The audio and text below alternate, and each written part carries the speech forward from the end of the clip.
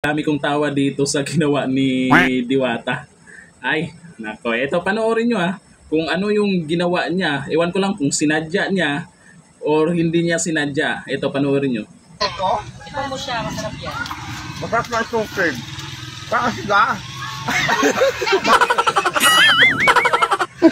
Sus! Nung pinanood ko yung video na yan, gulat na gulat ako kasi pagtanggal niya, ay, may naisama. Ay, sus talaga.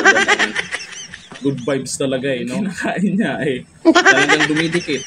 Dumikit sa gilagid, paghila, tangay ang pustiso ni Diwata. Tapos, nangyari dyan, binanata na naman si Diwata dyan. At sinisiraan na naman.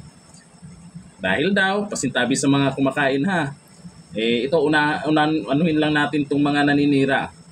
Sabi daw, ay yung natanggal na ni Diwata, yan daw ang sikreto para maging masarap ang pares, di ba? Tingnan niyo naman yung bio-biuhan ng mga mahilig manira, di ba? Pati ba naman yan? Nagpapatawa lang siguro yung tao, tapos ganyan sabihin mo. Baka yan yung ginagawa nyo kasi yan ang pumasok agad sa utak nyo. Nakakatakot yan kung may negosyo kang kainan.